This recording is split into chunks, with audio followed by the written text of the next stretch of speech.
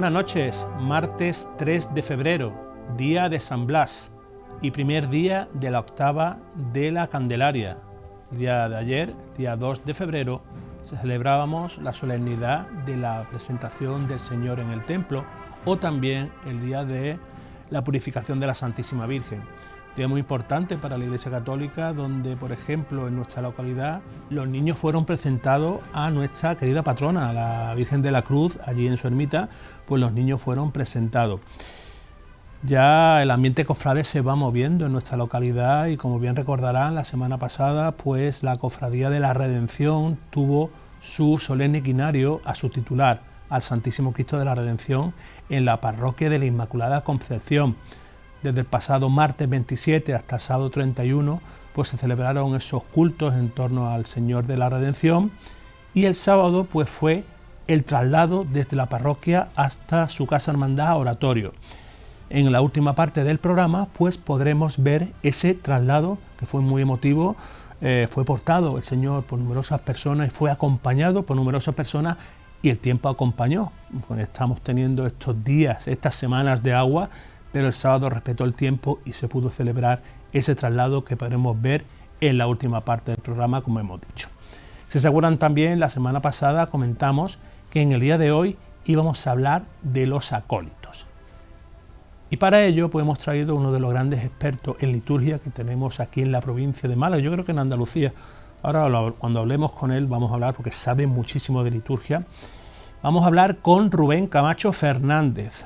¿Quién es Rubén Camacho Fernández? Pues Rubén Camacho Fernández es licenciado en Historia por la Universidad de Málaga, tiene el grado en Ciencias Religiosas por la diócesis de aquí de Málaga, que está dependiente de la Facultad de Teología de la Universidad de Granada, es archivero y es un dechado de virtudes. También decir, por ejemplo, cofrade de la Cofradía de las Penas, cofrade también de la Cofradía de la Clemencia, también de Málaga, conocida como el Mutilado, y es secretario de la Real Hermandad de Santa María de la Victoria, de la cual nos vincula mucho.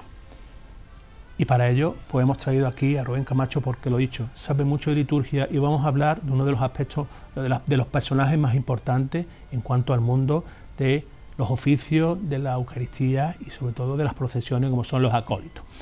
Rubén Camacho, bienvenido a Benalmádena en la Cofrade. Muchas gracias, Curro, y muchas gracias por los halagos. Hombre, nos une una amistad, aparte de cofrades, somos también miembros de Junta de Gobierno de la Real Hermandad de Santa María de la Victoria, la patrona de Málaga, pero te hemos traído aquí porque vamos a hablar, y te voy ya directa y al pie, ¿qué son los acólitos y para qué sirven los acólitos? Los acólitos son los servidores del altar. El altar es para la celebración de la Eucaristía, los sacramentos son 7, pero el principal es la Eucaristía, en el que se hace presente de manera real a Jesucristo en el altar. Entonces el acólito es el ayudante, el servidor del altar. Trasladado a los oficios cofrades, pues si los tronos son altares portátiles, los acólitos en las procesiones son los servidores del altar portátil. Si estamos viendo, por ejemplo, si nos movemos en el ámbito cofrade, los acólitos vemos que hay diferencias también. Están los acólitos turiferarios y están los acólitos ceriferarios, es decir, sí, los que incensan y los que alumbran.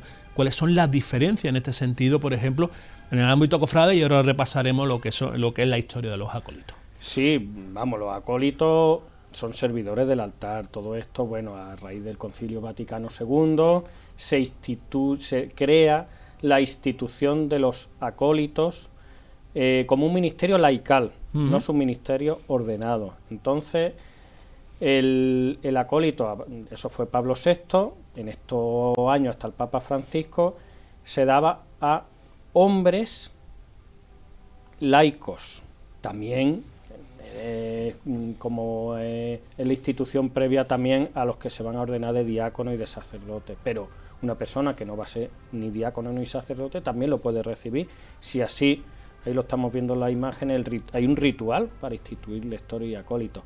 El Papa Francisco, como sabemos, hace unos 5 o 6 años abrió esto a las mujeres, y aparte añadió la institución de catequista también, con su rito propio. Es otro ministerio laical. Después en la Iglesia hay más ministerios, el organista, el sacristán, pero no son instituidos, en este caso sí. Es verdad que en la diócesis de Málaga no hay muchos acólitos instituidos, entonces, bueno, pues ahí está. De todas maneras, los acólitos los vemos en las celebraciones de las cofradías, en las procesiones, están siempre colaborando, son acólitos no instituidos, por decirlo así, monaguillos, para entendernos, aunque sean adultos y personas mayores, pero bueno, por decirlo en el lenguaje así que hemos conocido siempre, el monaguillo. En este caso el acólito, bueno, pues el servidor del altar, principalmente. Como tú bien dices, el trono, por ejemplo, en este caso, en el ámbito cofrade, es un altar móvil, entonces son los que ayudan a ese incensar lo que es a la sagrada imagen, es decir, igual. Y, por ejemplo, ¿qué significado tienen los ciriales para ir delante, por ejemplo, de los tronos? Vamos a extrapolarlo, vuelvo a la Eucaristía. Sí, vámonos primero. Vamos a la Eucaristía. Vamos a los orígenes y después los claro, otros. Exacto. Ahí tiene su origen. Cuando vemos la procesión de entrada en una gran celebración, lo más importante en esa entrada es la cruz. Sí. Entonces, si recordamos, el turiferario, que es el que porta el turíbulo, que el turíbulo es el incensario, trasladado al lenguaje nuestro, pues el turiferario va delante de la cruz y va escoltada por 2 ciriales, porque la cruz Cristo que va ahí es el más importante. Pues trasladado eso a esa procesión de entrada, trasladado a las estaciones de penitencia nuestras, en ese caso se está incensando la imagen de Cristo o de la Virgen que van detrás de los tronos. Entonces, lo último, lo inmediatamente último, son los turiferarios. Y delante, los ciriales, que van comandados por un pertiguero.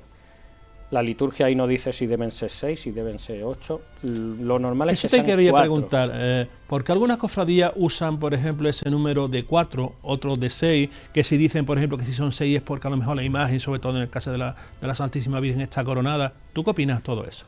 No hay nada. Ahí te pueden decir de todo, que es porque está coronada, porque no. No, son 4 con un pertiguero, que el pertiguero también es una figura muy antigua en la liturgia, comandadas por un pertiguero, y ya adelante era la presidencia, los nazarenos, que muchas veces las presidencias, no, vamos lo último, vamos la presidencia, no.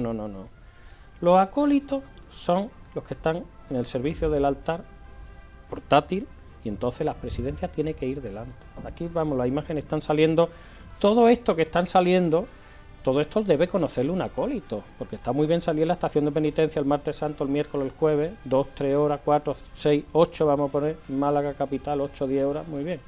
Pero el resto del año, el acólito no tiene solamente la función en la estación de penitencia, el acólito tiene su función durante el año, en los cultos de la hermandad, en los 364 días del año, porque la procesión sale, se recoge y han sido 8 horas en un cómputo de 365 días.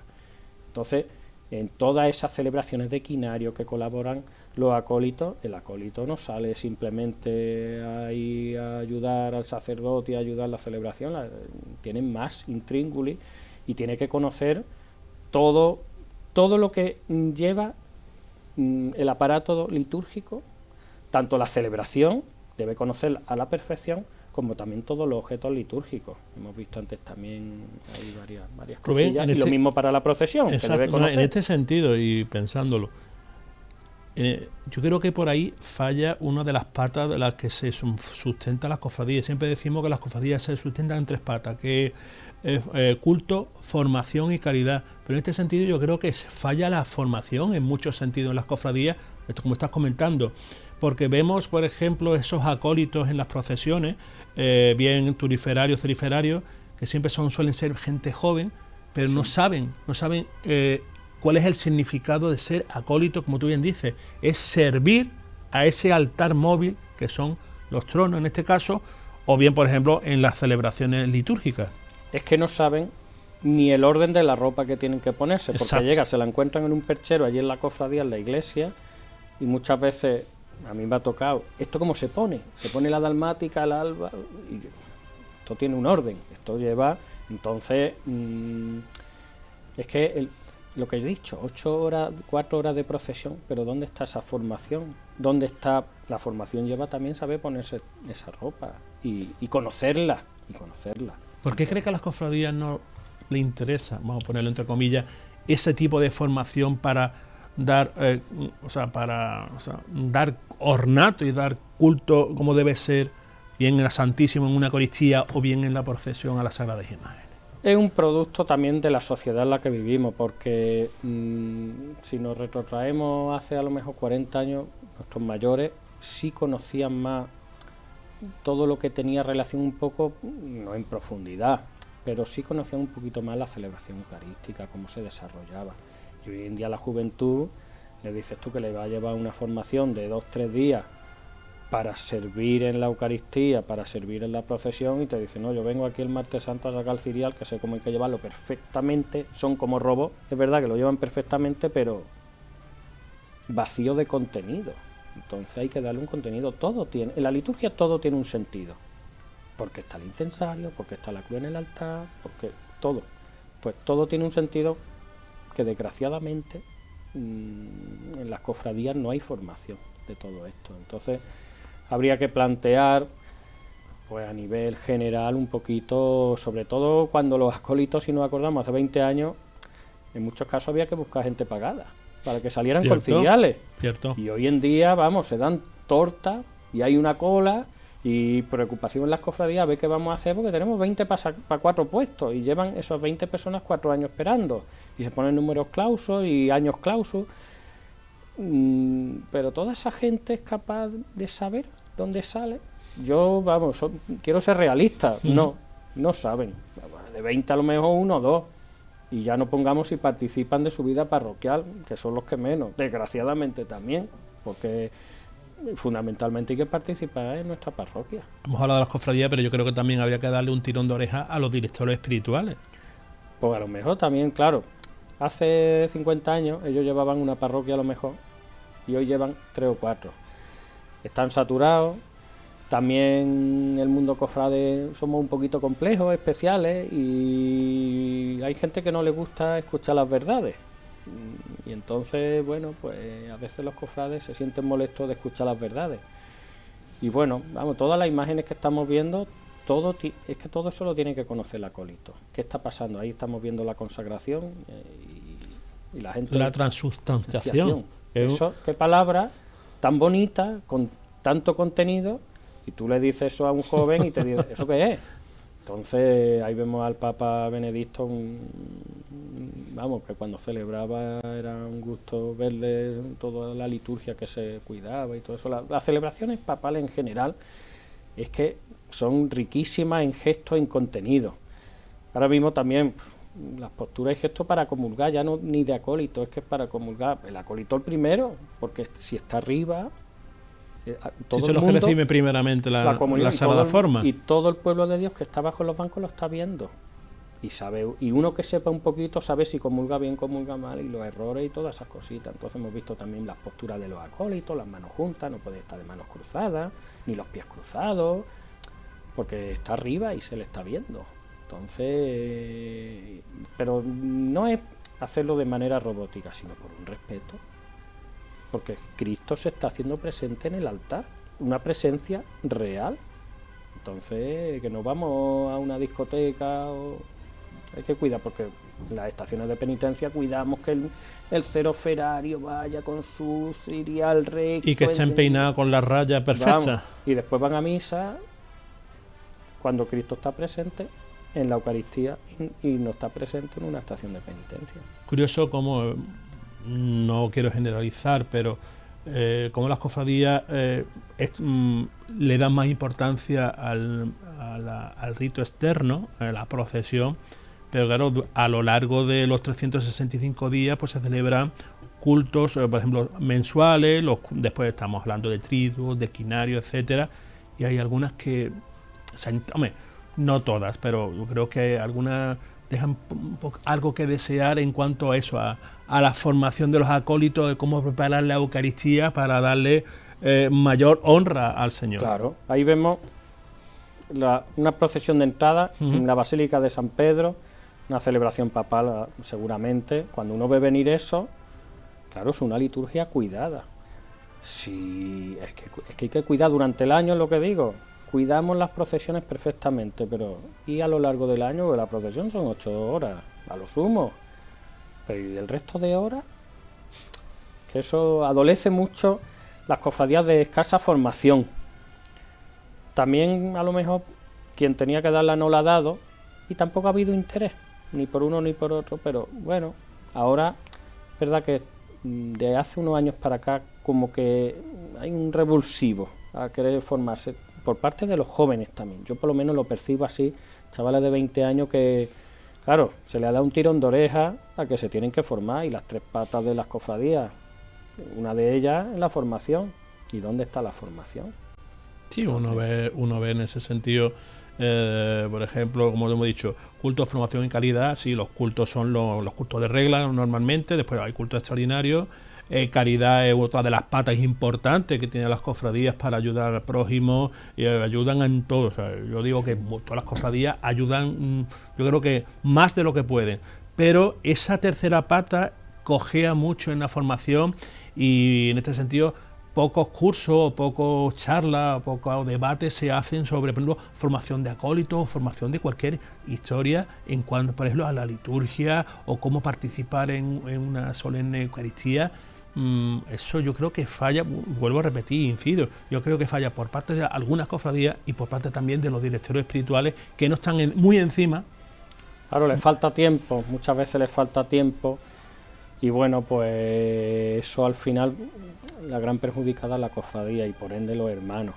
Y los hermanos con la poca formación religiosa que también da la sociedad hoy en día, una sociedad muy secularizada. La palabra acólito, muchos chavales llegan a las cofradías y no saben ni lo que es acólito, ¿eso qué es? Ceroferario. ¿Esa qué palabreja es? Que eso no es... Y ya si le digo crucífero, que es el que porta la cruz, ya se descomponen. Entonces, el acólito es que necesita formación, y eso lo tienen que promover las cofradías. Se habla con los directores espirituales y programar un curso de formación a lo largo de los 10 meses, vamos a poner, del curso cofrades, desde septiembre hasta junio, una charla al mes, que estamos pidiendo una charla al mes, a lo mejor nada más. La Cofradía de la Clemencia lo realiza con don Francisco Aureoles, que dan una charla de formación al mes. Yo de manera particular Las Penas, bueno, pues ahora en Cuaresma voy a dar una charla sobre la Santa Misa, que nada más que explicar qué pasa en cada parte de la Santa Misa y cómo se estructura la Santa Misa. Una cosa de primero de católico prácticamente, pero... Sí, bueno, yo creo que incluso en el catecismo o bien se nos ha olvidado o bien, no lo sé. O se nos ha olvidado o se nos ha querido olvidar. También. Vemos en las imágenes, hay que conocer los espacios celebrativos de una iglesia. Tú le dices a un presbiterio, ¿qué es un presbiterio? Pues ¿dónde está el presbítero? ¿Qué es un presbítero? ¿Y qué es un presbítero? El cura. Claro, eso no lo sabe. La credencia, ¿eso qué es? Pues la mesita auxiliar donde están todos los objetos que no se ponen en el altar hasta que llega la liturgia eucarística.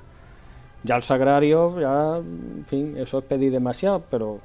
O cuando hay que hacer una genuflexión, una inclinación de cuerpo, una reverencia, eso también los acólitos deben saberlo. Ya que estamos hablando de todos los aditamentos y todo lo que debe haber, por ejemplo, en una mesa de altar, muchos dicen que lo que tiene que haber en la mesa de altar, como mucho, es los objetos litúrgicos cuando se consagra, y por ejemplo 2 velas o 6 velas en este caso. 2, 4 o 6, siempre. ¿Cuál es la diferencia, por ejemplo, cuando por ejemplo viene el señor obispo? 7. La plenitud. 7 es la plenitud. Explica eso a los telespectadores. ¿Por qué cuando entramos, por ejemplo, en una iglesia y vemos un altar, pues eso, hay o 2 velas o 6 velas? Ponemos, si vamos a la catedral, que es más o menos la sede del señor obispo, cuando hay misa presidida por el señor obispo, los vemos con las 7 velas. ¿Cuál es la diferencia de poner ese número de velas? Bueno, 7 es la plenitud, los 7 dones del Espíritu. El obispo es la plenitud del orden, el orden ministerial, el orden ordenado. Son diáconos, lo que he dicho antes, están los laicales, los ministerios laicales y los ministerios ordenados. Diácono el primer grado, segundo el presbiterado, que son los curas, y tercero los obispos, que es la plenitud del orden. Esa plenitud son los 7 dones y son las 7 velas que están en el altar. Entonces, 2, 4, 6, porque no esté de manera que pongamos 3 velas, que eso está de manera impar. Entonces, y es cuando va el señor obispo que está en ese momento. Por ejemplo, en Málaga, si don Jesús Catalá, que ahora es el obispo emérito, viniera aquí a Benalmádena y preside una celebración, no se ponen 7 velas, se ponen 6. Si viniera don José Antonio Satué, sí, serían 7 velas en ese caso. Es para el obispo que está en ese momento rigiendo la diócesis. Curioso. También, por ejemplo, volviendo a los acólitos, el tema de la vestimenta, sobre todo en las procesiones. Lo veníamos hablando fuera de cámara, que los acólitos que, bien turiferarios, los que incensan, o los ceriferarios, suelen llevar dalmáticas. Esa es una de las controversias que hay en el mundo de las cofradías. Las dalmáticas no tendrían que llevar a los acólitos. Explícalo a los telespectadores cuál es el significado de la dalmática y por qué no deberían llevar los acólitos dalmáticas. Yo voy a ser muy claro. Adelante. Siento ser muy sincero y sé que voy a decir cosas que no van a gustar. La dalmática es la vestimenta propia del diácono y solamente debe usarla el diácono. Igual que la casulla la usa el presbítero, el cura, pues la vestimenta propia del diácono en una celebración es la dalmática. ¿La deben usar en las estaciones de penitencia? No. ¿La deben usar un acólito en una Eucaristía? No, no es diácono. Es verdad que puede haber sido una derivación. Antes de la reforma litúrgica había más grado en el orden. El subdiaconado, era antes del diácono, usaba como una tunicela, se decía que era como una dalmática pequeña, más pequeñita. Pero los cofrades, como nos gusta lo grande y poner bordado y todo bordado, pues esas tunicelas se han derivado en más amplitud y han derivado en una dalmática. Pero el acólito no debe llevar ni dalmática en la procesión ni en la Eucaristía. Bueno, ¿cuál es el orden? ¿Cuál es la vestimenta que debe llevar, por ejemplo, un acólito, bien en una celebración litúrgica, bien en una procesión? La vestimenta propia del acólito es el alba blanca, no de colores ni nada de eso, que también nos podemos encontrar a lo mejor un celeste un martes santo cuando todavía es cuaresma, un martes santo, que el color propio es el morado. Hay que ir siempre del día en ese aspecto de si llevaras las dalmáticas que las van a llevar, porque a veces nos podemos encontrar en Viernes Santo también con un celeste, cuando el color propio litúrgico es el rojo. Pero bueno, volviendo, la vestimenta propia del alba, o en ese caso una túnica negra tipo sotana y sobrepelliz. No roquete, lo que pasa es que los cofrades le llamamos roquete a todo. Sí, esa controversia, bueno, roquete claro. o alba, es que estamos... Claro, el roquete va hasta el puño, hasta el final de la manga y es más cerrado, y el sobrepelliz se corta un poquito antes y es más largo, más amplitud. Ahí en las imágenes, en una de ellas sale la diferencia. Sí. El roquete es propio del sacerdote. El roquete no lo podemos usar los laicos. Igual que no se puede usar la dalmática, no se puede usar roquete. En ese aspecto, el sobrepelliz, muchas cofradías llevan sobrepelliz y le llamamos roquete, ¿verdad? Yo el primero, pues en la cofradía, los roquetes para los acólitos, no sé qué, pero realmente son sobrepelliz. Lo que pasa que, bueno, la diferencia es por centímetros y por medida. Y por comodidad, que es más fácil decir roquete que sobrepelliz, también en el lenguaje nuestro andaluz. Entonces, no se debe usar las dalmáticas. Yo lo he dicho, iba a ser muy sincero y me acojo a lo que manda la Santa Madre Iglesia. Sí, sobre todo también otra es la disposición de cómo ponerse el cíngulo. También. ¿Dónde se tiene? No sé si hay alguna norma si se tiene que poner en un lado o en otro. Bueno, yo he escuchado de todo, vestido de nazareno, que sea a la izquierda, que sea a la derecha. La Iglesia no dice ni que vaya a la izquierda ni a la derecha. Es verdad que en una estación de penitencia los penitentes tienen que ir lo más iguales posible para no diferenciarse entre uno y otro, y en el momento que si todos lo llevamos a la derecha y uno que lo lleva a la izquierda, le cazamos y decimos, ya sabemos que ahí va Juanito. Entonces, que vayan todos de una manera igual. La Iglesia no dice que tenga aquí a un ni a otro. Los sacerdotes se lo ponen en medio, el nudo, pero porque va la estola y después se coge la estola y caen las bolas hacia los lados. Lleva un nudo especial, van también con una forma especial, pero eso es propio de los sacerdotes. Los acólitos pueden llevarlo, igual que el sacerdote en ese caso, no va a llevar estola, porque no es sacerdote, lo lleva en el medio con las bolas hacia los lados, o a un lado, o al derecho o al izquierdo. pero no, la Iglesia no dice en ese aspecto nada en concreto donde tenga que ir el nudo del alba que lleve el acólito. Rubén, en este sentido te iba a preguntar, ¿todo esto está registrado, por ejemplo, en el derecho canónico? ¿Toda esta normativa? ¿O dónde está registrado cómo se debe, por ejemplo, el tema de la vestimenta, cómo se debe actuar el acólito?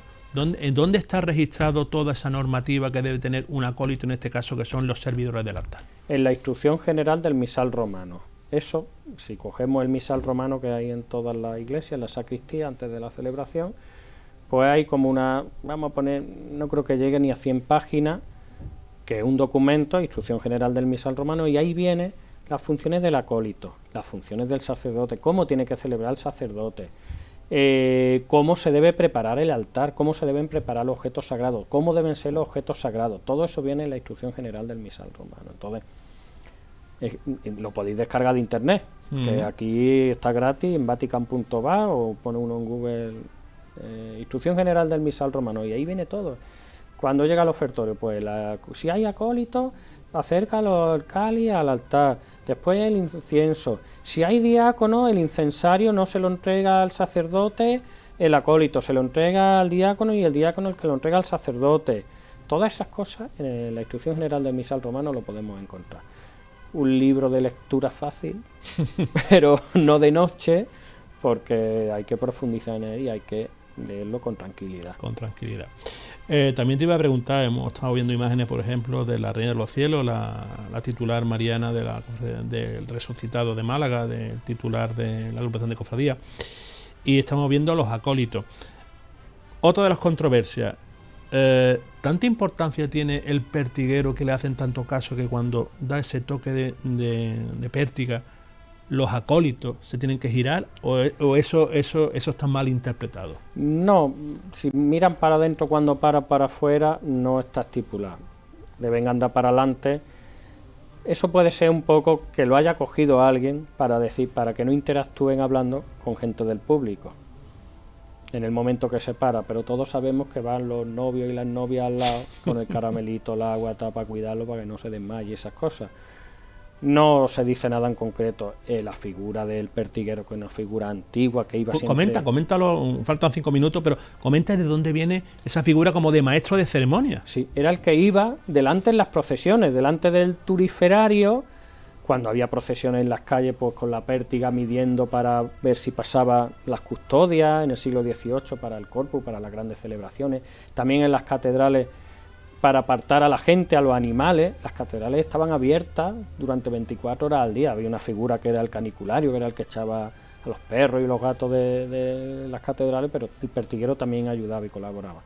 Es verdad que su función ya ha derivado en cero en ese aspecto, todo eso ya ha venido a menos, entonces ha pasado atrás, y es la manera de mantener los acólitos ceroferarios en orden, porque si no, uno va para adelante, otro va para atrás. Es la manera de mantener un poco el orden. Mira, ahí vemos la diferencia entre sobrepelliz y roquete. Ahí lo estamos viendo. Lo puede ver la gente. Eso en internet se puede buscar. Vuelvo a la figura del pertiguero. Sí. Pues para mantener el orden, fundamentalmente, porque si no, cada uno más alto, otro más bajo. Y eso, que nos gusta la estética a los cofrades, pues así se mantiene un poquito la estética y el orden. Estética, por ejemplo, a ponerlo incluso en el toque de la pértiga, esos también. 2 toques para levantar bien una vez, bien 2 veces. ¿Eso también está pautado, o eso no? Depende, por ejemplo, en este caso de las cofradías o de la tradición? Eso es de la tradición, de cada cofradía. No hay nada estipulado ahí tampoco, porque la figura del pertiguero ya en la reforma litúrgica ha caído en desuso total como función litúrgica específica. Lo que pasa es que las cofradías, que nos gusta mantener las tradiciones, bueno, se ha mantenido, se ha trasladado atrás y va con los ciriales. Pero es una cuestión de orden. Pero no hay nada estipulado, si 2 toques, si 3, si 1. Nada, no hay nada estipulado. Curioso es que cuando uno escucha los toques, por ejemplo, de ese pertiguero, dice, ya se están viendo como los ciriales están nerviosos, por así decirlo, para que todos al unísono levanten a la vez, para mantener, levanten a la vez lo que son los ciriales. Es decir, ahora queda ya muy poquito tiempo y seguiremos en la segunda parte del programa, pero siempre me ha llamado la atención, por ejemplo, por qué, por ejemplo, vemos en la misa en el Vaticano, o por ejemplo, los acólitos que van junto a la cruz, no llevan ciriales, llevan unos grandes candelabros, y Sí. aquí, por ejemplo, en España, o en Andalucía en este caso, sí llevamos ciriales. Bueno, una tradición, porque eso depende del país un poco. Voy a sacar otro tema que no tiene nada que ver con los acólitos. Las arras, por ejemplo, en el Ujú. matrimonio, Sí. son españolas. Tú te vas a una boda a Rumanía por rito católico, apostólico y romano y no hay arras. Rubén, Entonces, te corto. Seguimos hablando, por ejemplo, interesante lo de las jarras. Seguimos en la segunda parte de este programa. Pues yo creo que lo que estamos comentando es cosas muy interesantes y estamos aprendiendo mucho con Rubén Camacho. Ahora volvemos.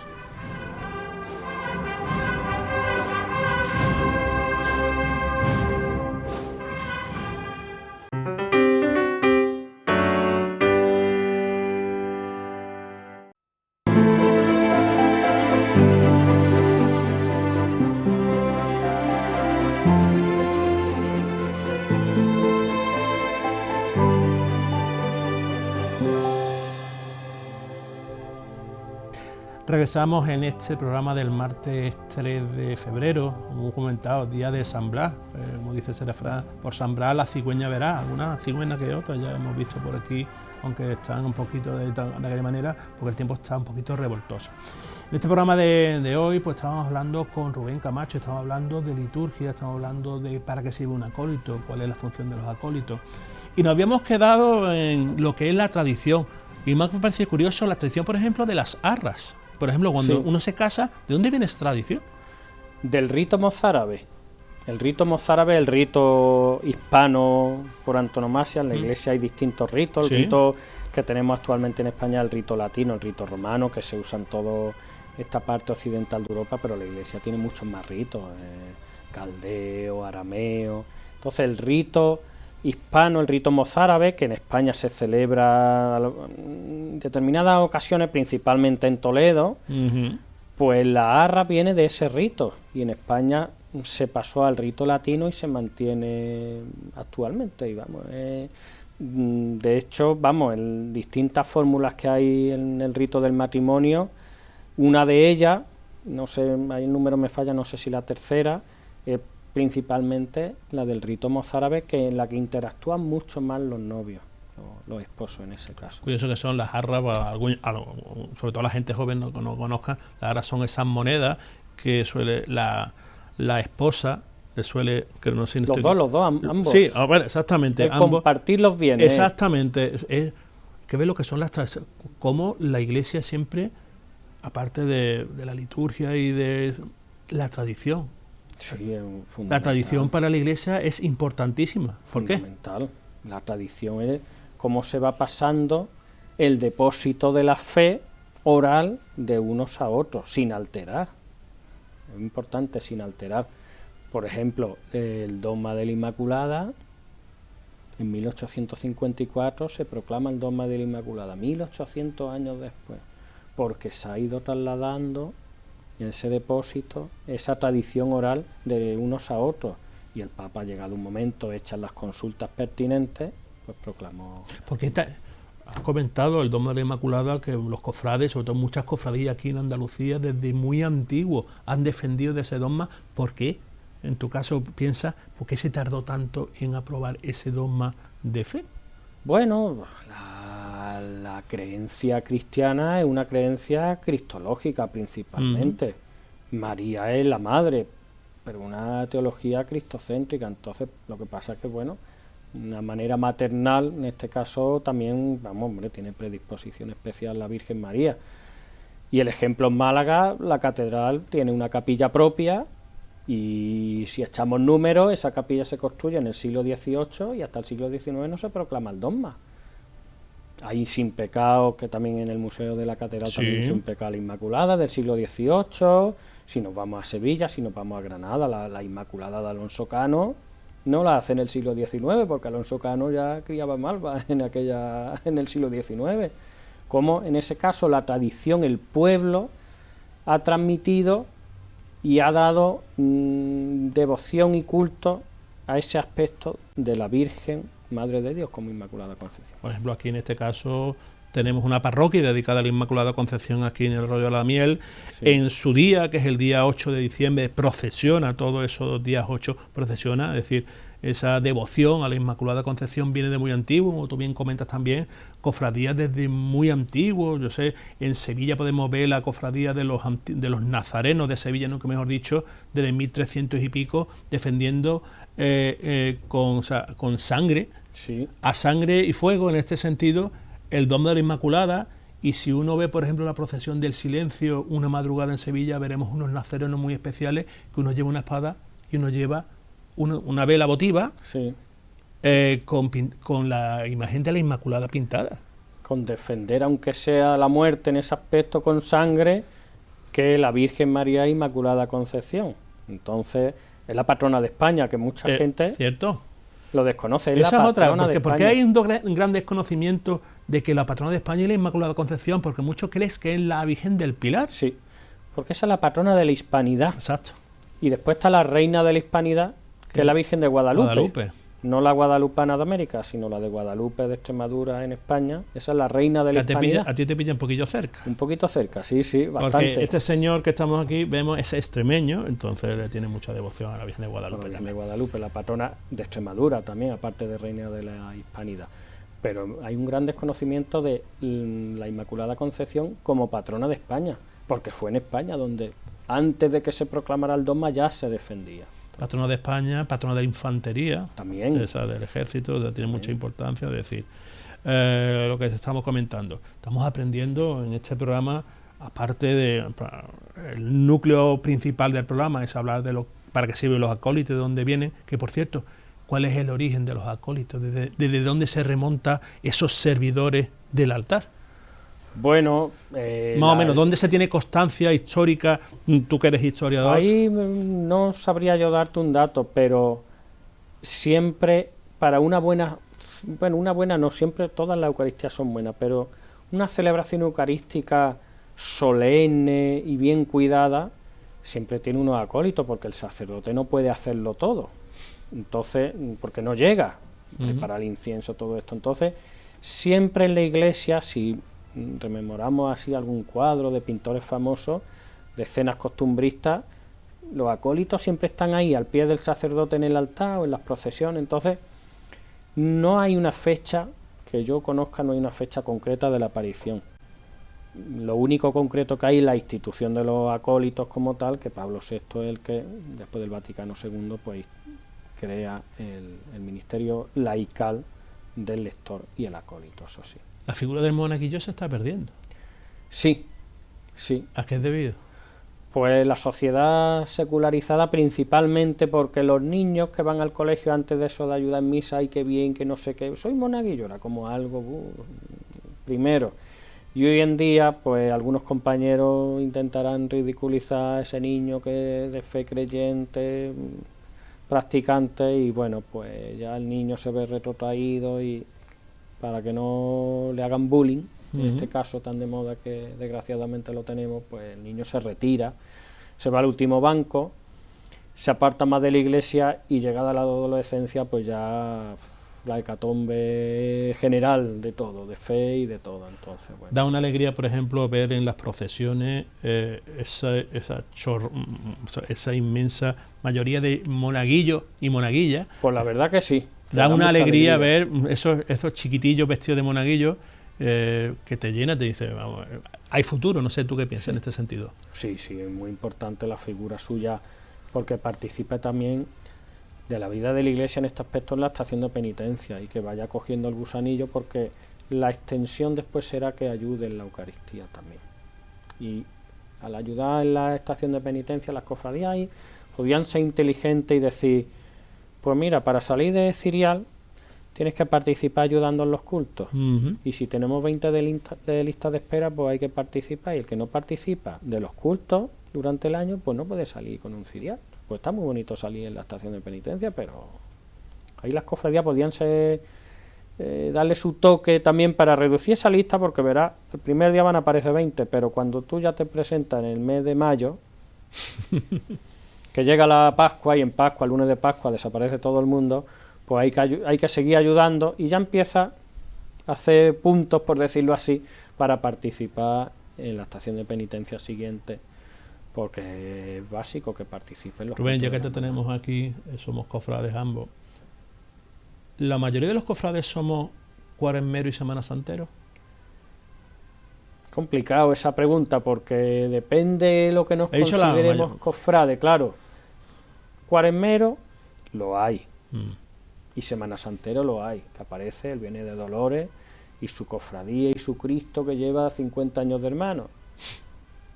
Pero a veces yo digo, yo no lo he visto en la vida. O parecido 50 Viernes de Dolores o Viernes Santo. Sí, Está. llevará 50 Viernes de Dolores, pero no lleva 50 Jueves Santo participando en los oficios en la parroquia, o en el mes de mayo en un culto a la Virgen, por ejemplo, o el Día del Rosario en octubre. No aparecen.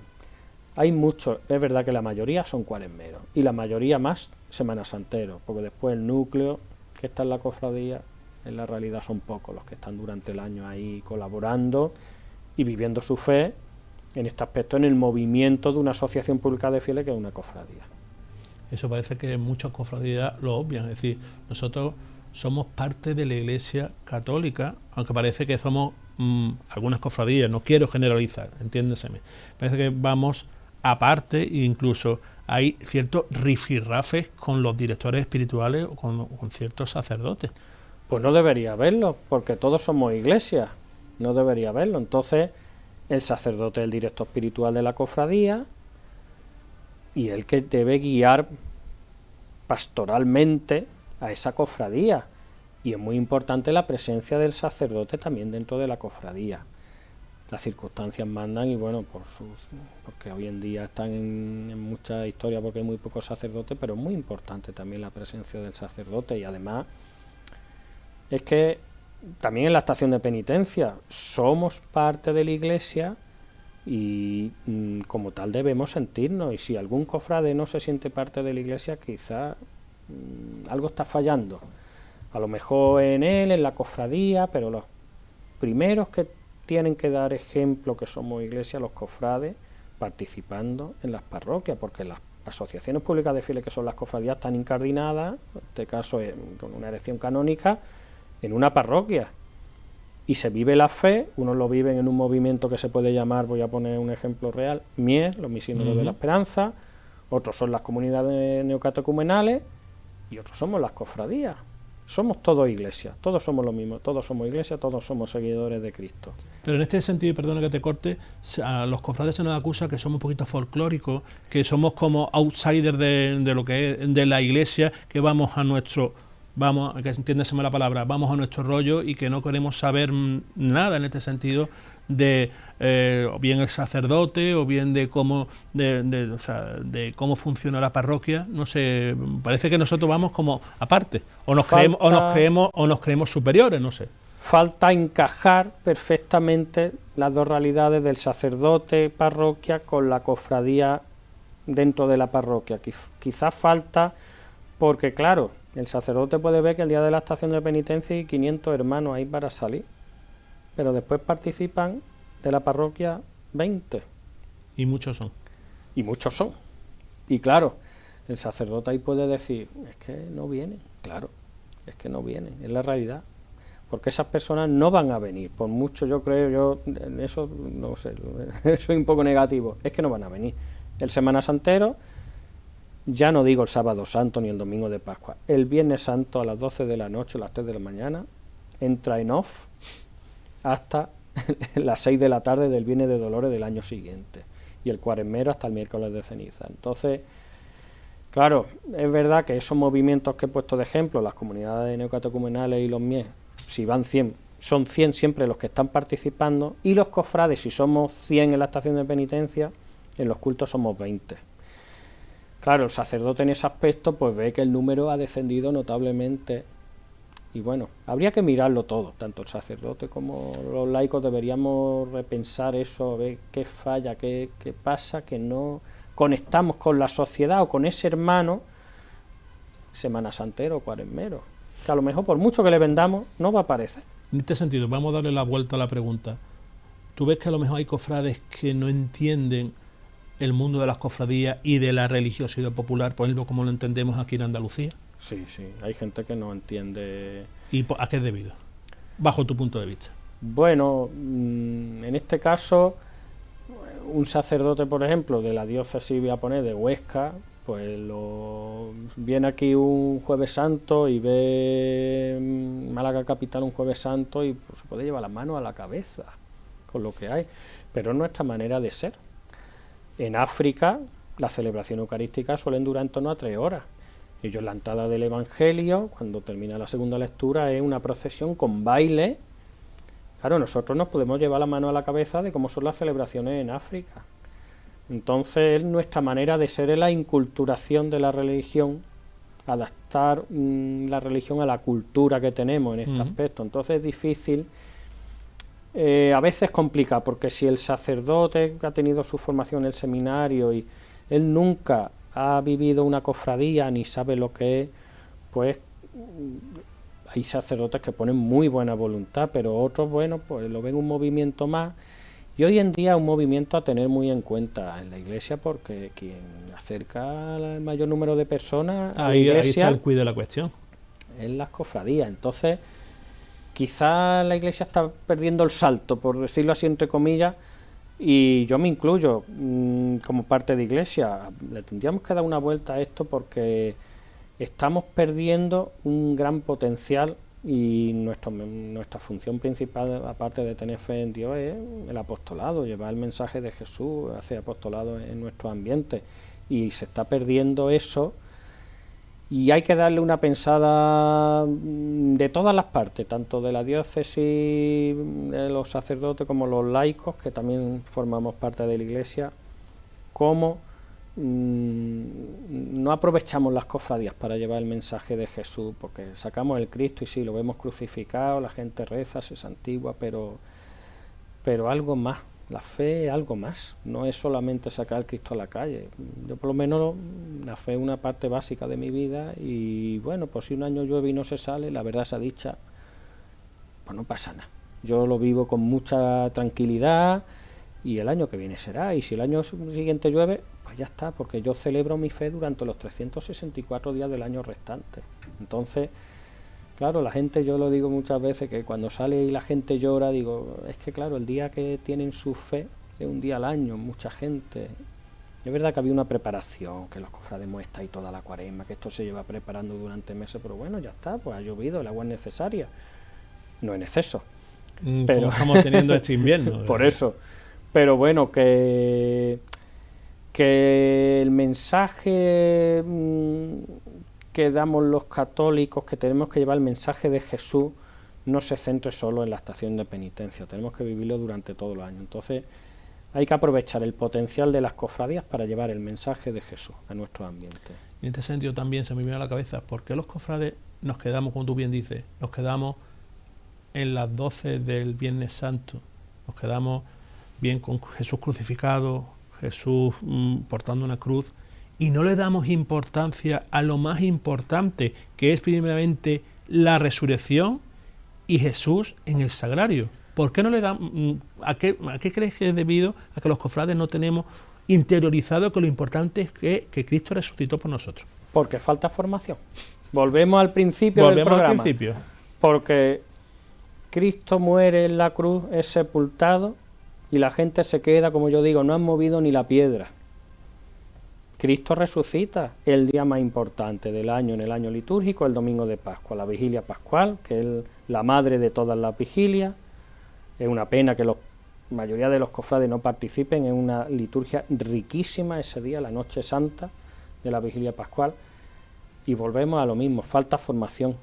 Entonces, como falta esa formación, pues no saben que hay una vigilia pascual, no saben qué es la Pascua.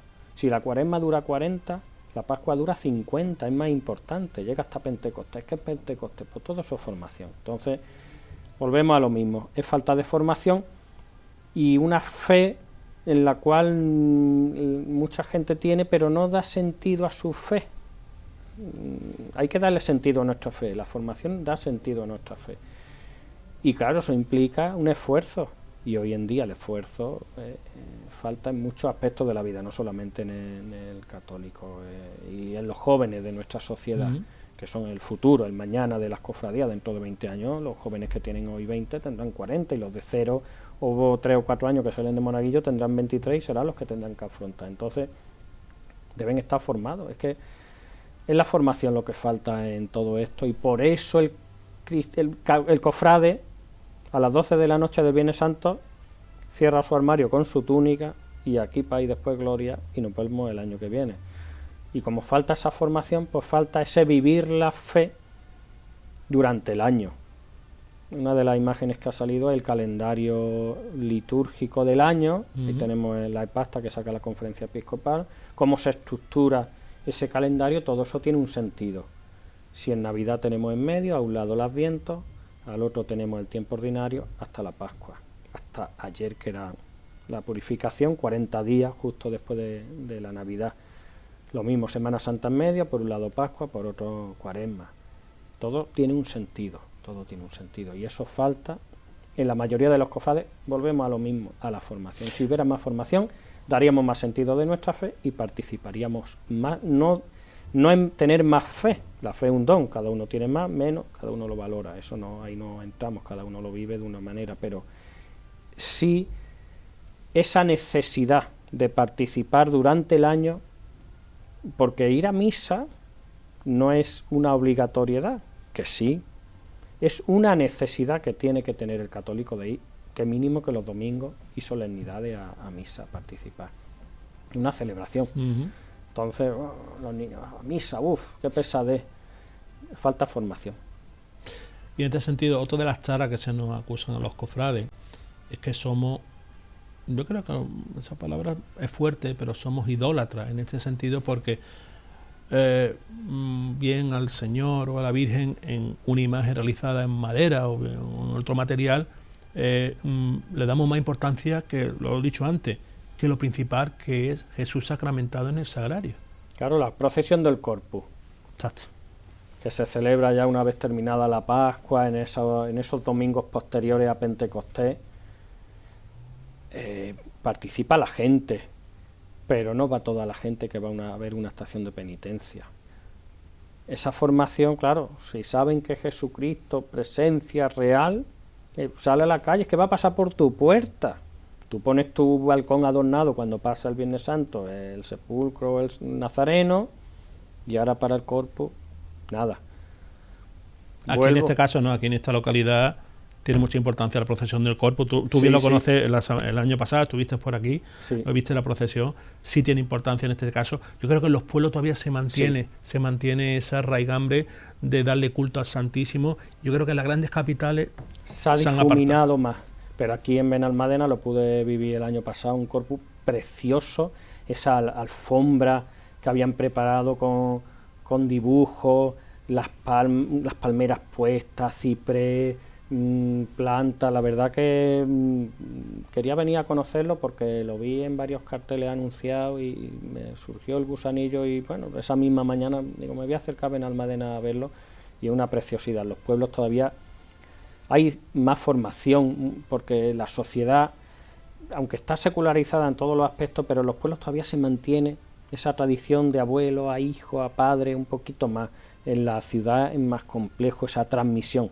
Era como lo del depósito de la fe, que se va pasando, la tradición oral va pasando. En este aspecto también en los pueblos esa tradición sí es más fácil de transmitir, pero en la ciudad, en Málaga capital, el Corpus pues todavía adolece, ha tenido algunas mejoras en los últimos años, y bueno, pues a ver si se consigue.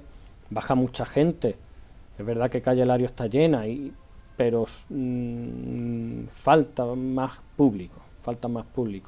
Sí, yo creo que Cabildo Catedral tiene que buscar más o menos dar con la tecla, por así decirlo, para que enganche lo que es la procesión del Corpus. Yo creo que es la procesión más importante del año, por encima de cualquiera de que nosotros, nuestros titulares, siempre lo ponemos lo primero. Y eso es lo que te estaba diciendo. Pues, después se nos acusa a los cofrades de que somos idólatras, que si mi Virgen, que si mi Cristo. Cristo hay uno, la Virgen hay una, tiene diversas vocaciones. Es que realmente las únicas dos procesiones litúrgicas que hay, siéntose también muy claro aquí, son dos. La procesión de Ramos, del Domingo de Ramos, esa procesión que hay previa a la Eucaristía, en la que o bien en la puerta o en otro lugar se hace la lectura del Evangelio y va la gente caminando con los ramos, con las palmas, pues esa procesión litúrgica, y después la del Corpus. Esas son las dos únicas procesiones litúrgicas como tal establecidas en la Iglesia. Después están las estaciones de penitencia y las procesiones de alabanza. Como yo le digo, las de gloria son procesiones de alabanza, no una estación de penitencia, lógicamente, bueno, no es tiempo de pasión. Pero que que la gente, claro, es que volvemos a lo mismo, es la formación. La gente tiene que saber y las estaciones de penitencia, pues bueno, tienen un atractivo fuerte que al público engancha y no engancha a lo mejor un corpus, cuando debería ser al revés, el corpus debería enganchar más.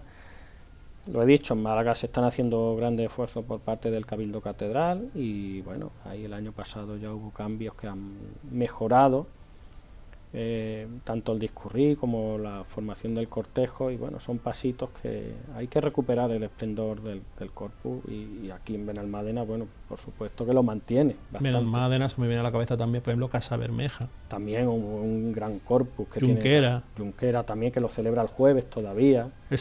Yo creo que otro de los hándicaps, por así decirlo, es ese cambio de la fiesta del jueves, que era uno de los, como decía ese refrán, hay 3 jueves que relucen más que el sol: Jueves Santo, Corpus Christi y el Día de la Ascensión.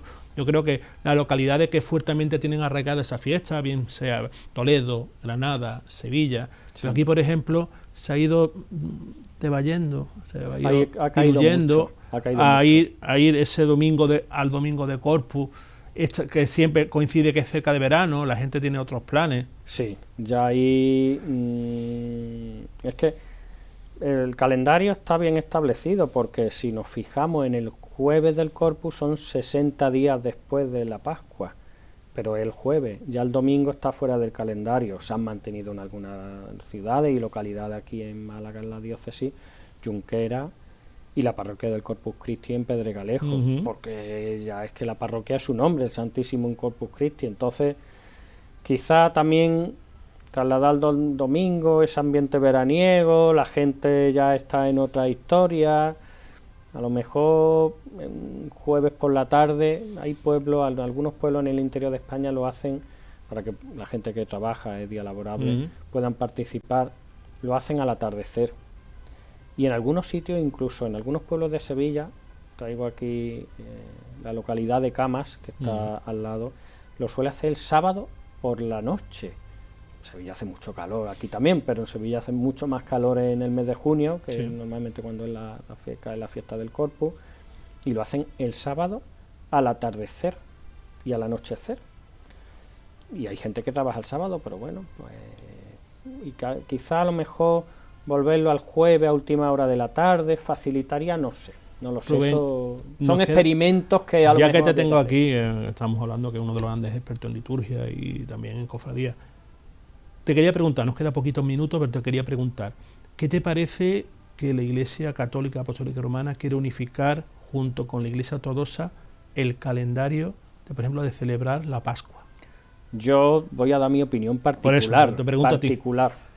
Yo no soy favorable. Esa fiesta, la fiesta de la Semana Santa se instituyó hace justo 1700 años en el Concilio de Nicea, que hemos celebrado ahora, el 1700 aniversario.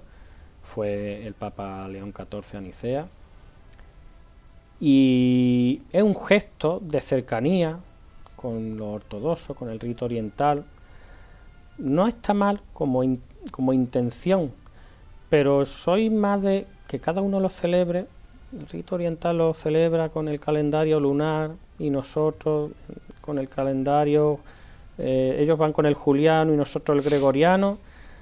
Si llevamos 1700 años y además fijarlo, alguna gente lo ha dicho por turismo, no creo que sea por turismo, vamos, que en ese aspecto es por un tema de sí, porque nosotros nos regimos también por la Pascua judía, por la primera luna de primavera, la luna de Nisan, la luna de Parezebe, que lo dice el Evangelio, ya lo cita entonces, que era con la Pascua judía, tal día. Entonces está bien que nosotros sigamos manteniendo, porque claro, el día fijo es los primeros días de abril de aquel año.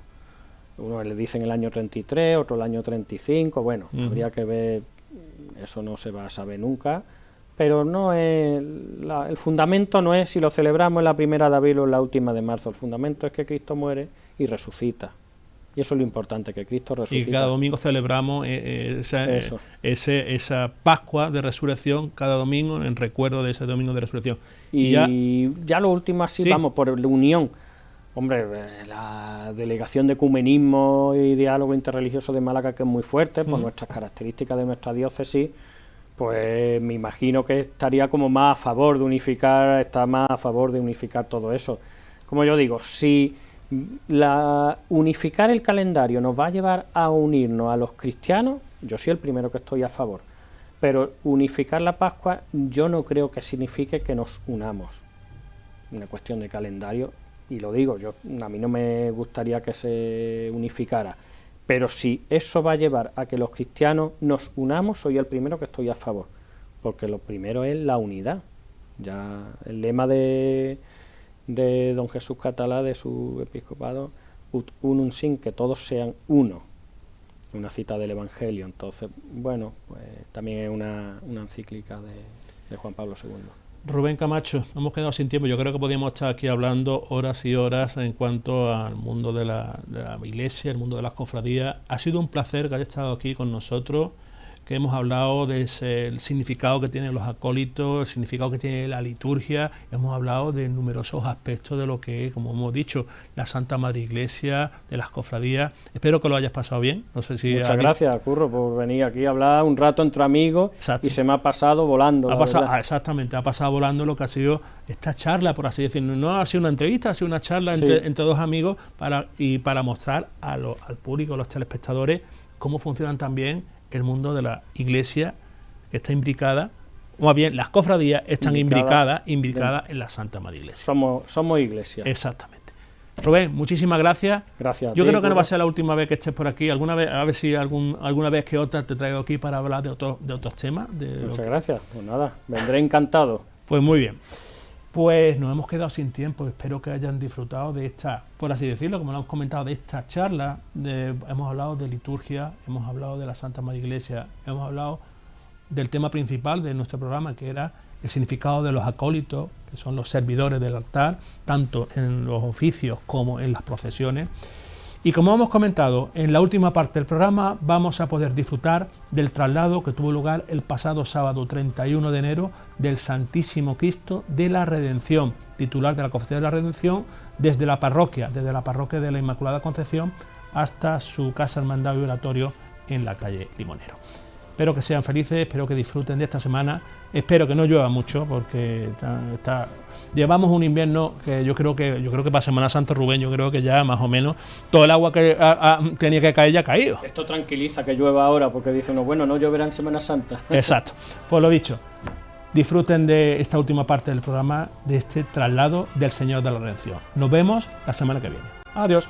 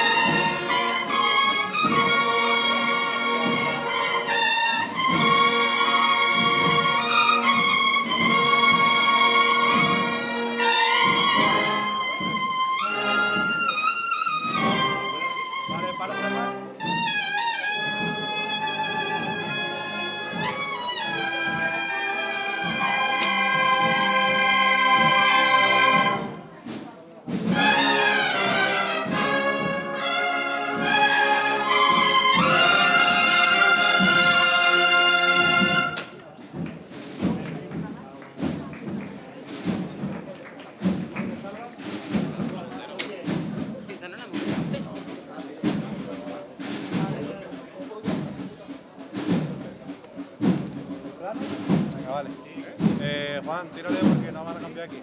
No van a cambiar aquí.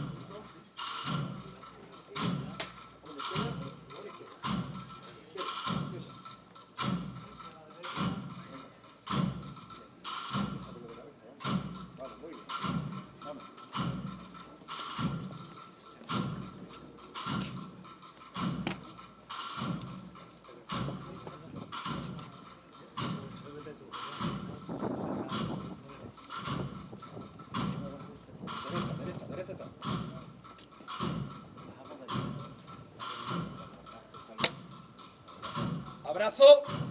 ¡Ar!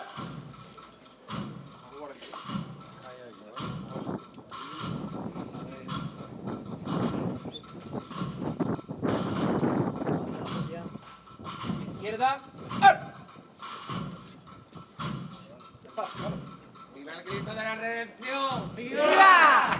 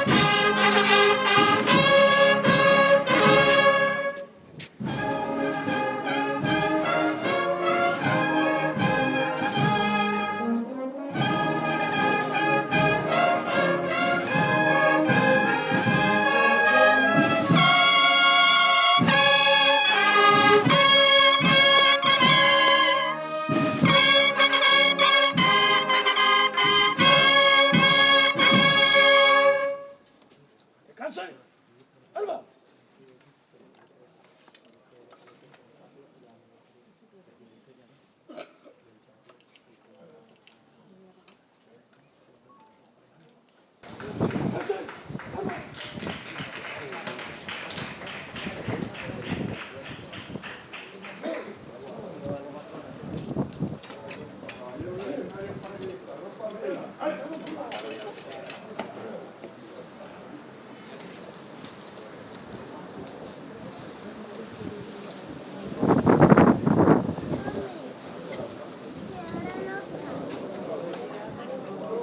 Ahora nos movemos, ¿vale?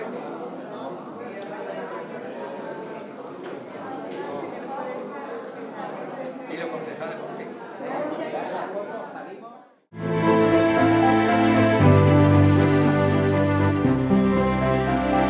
Thank you.